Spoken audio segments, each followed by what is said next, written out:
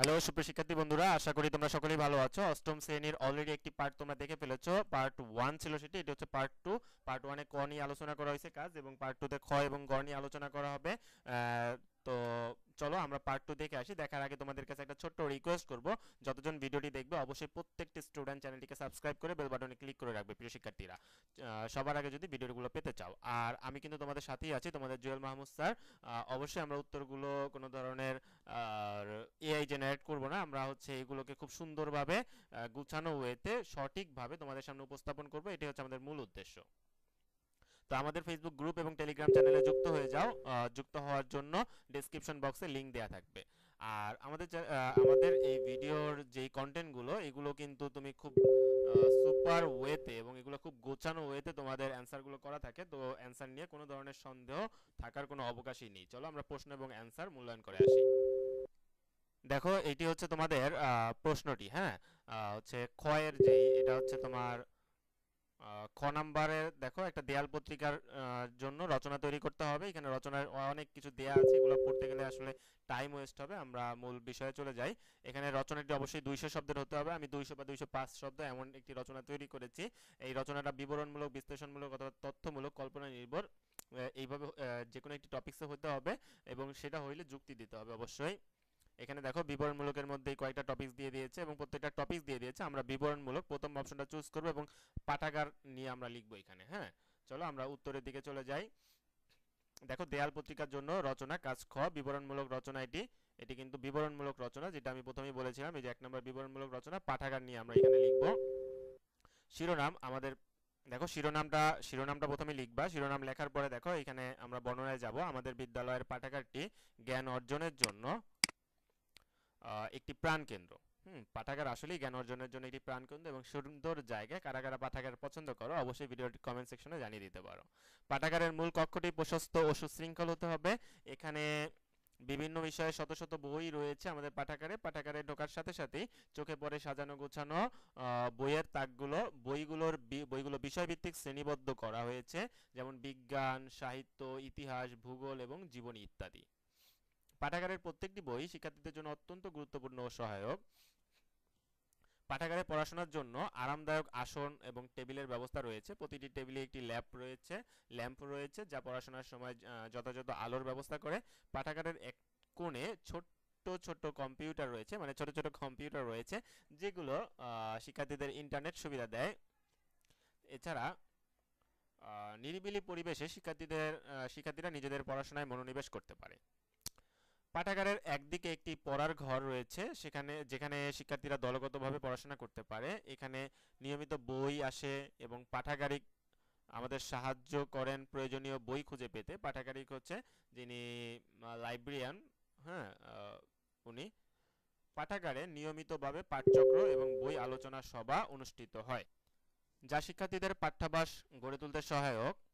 পাঠাগারে একটি বিশেষ কোণ রয়েছে, যেখানে ছোটদের জন্য রঙিন ছবি, গল্পের বই রাখা হয়েছে। এই কোণটি ছোট শিক্ষার্থীদের মধ্যে বই পড়ার প্রতি আগ্রহ সৃষ্টি করে। পাঠাগারের চারপাশে সুন্দর সাজসজ্জা এবং প্রয়োজনীয় তথ্যসমূহ টাঙিয়ে রাখা হয়েছে, যা পাঠাগারকে আরও আকর্ষণীয় করে তুলেছে। আমাদের বিদ্যালয়ের পাঠাগারটি শিক্ষার্থীদের মধ্যে পাঠ্যাভ্যাস গড়ে তুলতে বিশেষ ভূমিকা পালন করে। এটি আমাদের বিদ্যালয়ের অন্যতম সেরা সুবিধা, যা শিক্ষার্থীদের জ্ঞান অর্জনে অনুপ্রাণিত করে এবং তাদের শিক্ষা জীবনকে সমৃদ্ধ করে তোলে। এই রচনার, দেখো রচনাটি যদি একটু তোমরা দেখো, এই যে, ওকে, আচ্ছা। এখন দেখো রচনাটি কেন বিবরণমূলক বা বিশ্লেষণমূলক বা তথ্য নির্ভর বা কল্পনা নির্ভর, মানে তুমি যেটা লিখবা সেটা এটা যুক্তি দিতে হবে। রচনার ধরন ও যুক্তি, এই রচনাটি কেন বিবরণমূলক সেটা আমরা এখানে যুক্তি দিব। দেখো এই রচনাটি একটি বিবরণমূলক লেখা কারণ এখানে বিদ্যালয়ের পাঠাগারের স্থাপনা, বিভিন্ন সুবিধা ও পরিবেশ সম্পর্কে বিশদ বিবরণ দেওয়া হয়েছে। পাঠাগারের বিভিন্ন দিকের বর্ণনা দিয়ে শিক্ষার্থীদের মধ্যে এর গুরুত্ব ও প্রয়োজনীয়তা তুলে ধরা হয়েছে, তাই এটি বিবরণমূলক রচনা। ওকে, আশা করি তোমরা বুঝতে পেরেছো। আচ্ছা, আমরা যদি কাজ গ দেখি, তোমার লেখা উপরে রচনার ভিত্তিতে এককভাবে নিজের কাজগুলো করো। দুটি বাক্যের উদ্দেশ্য, বিধেয়, উদ্দেশ্যের প্রসারক ও বিধেয়ের প্রসারক চিহ্নিত করতে হবে। যে কোনো 10টি শব্দ অভিধানের বর্ণানুক্রমে সাজাইতে হবে। এইগুলো কিন্তু পড়ানো হয়েছে আমাদের শিক্ষার্থীদের। আর প্রিয় শিক্ষার্থীরা, তোমরা কিন্তু আসলে ভিডিওগুলো অনেকেই দেখছো, কিন্তু সবাই কিন্তু সাবস্ক্রাইব করতেছো না। তোমাদের কাছে আবারও রিকোয়েস্ট করবো, তোমরা অবশ্যই চ্যানেলটিকে সাবস্ক্রাইব করে বেল বাটনে ক্লিক করে রাখবে। দেখো, কাজ গতে বাক্য বিশ্লেষণ ও শব্দ সাজানো। বাক্য বিশ্লেষণ আমরা একটু এখানে যদি দেখে আসি, এই যে এখানে বাক্য বিশ্লেষণ করতে হবে, বাক্য বিশ্লেষণের উদ্দেশ্য, বিধেয়, এগুলা বের করতে হবে। ঠিক আছে, আমরা সেটি দেখি। 1 নম্বরে বাক্য। বাক্যটা কি? পাঠাগারের মূল কক্ষটি প্রশস্ত ও সুশৃঙ্খল।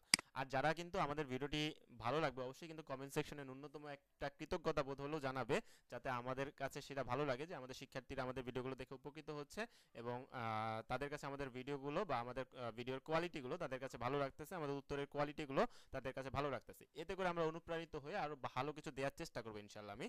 তো এই কাজটা অবশ্যই তোমরা করবা। খারাপ লাগলেও তোমরা বলবা যে স্যার আমার খারাপ লেগেছে, ভালো লাগেনি। ভালো লাগলে তুমি ভালো বলবা, খারাপ খারাপ বলবা, এটা তোমার একান্ত ব্যক্তিগত অভিমত, তাই না? আচ্ছা, উদ্দেশ্য হচ্ছে কি? বাক্যের উদ্দেশ্য দেখো, উদ্দেশ্য হচ্ছে পাঠাগারের মূল কক্ষ। হ্যাঁ, পাঠাগারের মূল কক্ষটি প্রশস্ত ও সুশৃঙ্খল, এটা মনে রাখবা। উদ্দেশ্য হচ্ছে সাবজেক্ট। হ্যাঁ, ইংরেজি বাক্যে আমরা যেভাবে সাবজেক্ট বলি, বাংলা বাক্যে সেটাকে বলা হয় উদ্দেশ্য। আচ্ছা, সরি, এখানে একটু বানানে ভুল হয়ে গেছে। এটা এটা হবে হচ্ছে বিধেয়। বিধেয় হচ্ছে আমরা যেভাবে বাংলা বাক্যে অবজেক্ট বলি, ইংরেজি বাক্যে অবজেক্ট বলি যেটা, সেটা হচ্ছে বাংলা বাক্যের বিধেয়। মূল কক্ষটি, হ্যাঁ, মূল কক্ষটি হচ্ছে কি? পাঠাগারের মূল কক্ষটি, এটি হচ্ছে কি? বিধেয়। আচ্ছা, উদ্দেশ্যের প্রসারক, পাঠাগারের, এবং আচ্ছা প্রিয় শিক্ষার্থীরা, আগেরটা একটু ভুল হয়েছিল, আমি ঠিকভাবে খেয়াল করিনি, এলোমেলো হয়ে গিয়েছিল। আচ্ছা, যাই হোক, এটা আমি নতুন বাক্য নিয়ে এখানে সুন্দরভাবে সাজিয়ে দিয়েছি, একটু খেয়াল করে দেখো। পাঠাগারে পড়াশোনার জন্য আরামদায়ক আসন এবং টেবিলের ব্যবস্থা রয়েছে। উদ্দেশ্য কিন্তু সাবজেক্ট, এখানে উদ্দেশ্য হচ্ছে এই যে পাঠাগারটা হচ্ছে উদ্দেশ্য। ঠিক আছে, আর বিধেয় হচ্ছে ক্রিয়াপদটা হচ্ছে বিধেয়। দেখো এখানে অবজেক্ট এবং ক্রিয়াপদটা হচ্ছে বিধেয়। এখানে দেখো ব্যবস্থা রয়েছে, এটা হচ্ছে বিধেয়। এবং উদ্দেশ্যের প্রসারক, উদ্দেশ্যের প্রসারক যাকে, যেটা উদ্দেশ্যকে ধরবে পড়াশোনার জন্য, পড়াশোনার জন্য পাঠাগারে, এটা কিন্তু উদ্দেশ্যকে ধরতেছে, ঠিক না? এই কারণে এটা উদ্দেশ্যের প্রসারক। আর বিধেয়ের প্রসারক হচ্ছে আরামদায়ক আসন এবং টেবিলের, এটা কাকে ধরতেছে? ব্যবস্থা রয়েছে, এই বিধেয়কে ধরতেছে। তাহলে যেটা উদ্দেশ্যকে ধরে সেটা হচ্ছে উদ্দেশ্যের প্রসারক, যেটা বিধেয়কে ধরে সেটা বিধেয়ের প্রসারক। আশা করি বুঝতে পারছো। এরপরে দেখো, পাঠাগারে নিয়মিত নতুন বই আসে। তুমি একটু বুঝে নাও আমার কথাগুলো শুনে, কারণ তুমি যদি এটি নোট করো আমার কথা না শুনে, তাহলে হবে কি, আমি বুঝাই দিচ্ছি, এটা যদি তুমি বুঝতে পারো, তুমি কিন্তু ভুলে গেলেও লিখতে পারবা। আর যদি এইটা তুমি মুখস্থ করো, ভুলে গেলে কিন্তু ভুল হয়ে যাবে। দেখো এখানে উদ্দেশ্য হচ্ছে পাঠাগার, হ্যাঁ, এটা হচ্ছে আমাদের সাবজেক্ট। আর কি আসে?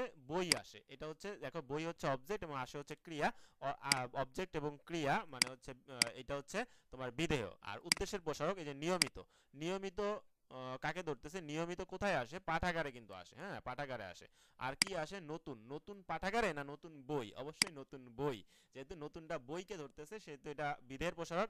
আর নিয়মিত পাঠাগারে, এটা নিয়মিত পাঠাগারকে ধরতেছে, তাহলে এটা উদ্দেশ্যের প্রসারক। আশা করি বুঝতে পারছো। আচ্ছা, আগের ভুলের জন্য দুঃখিত।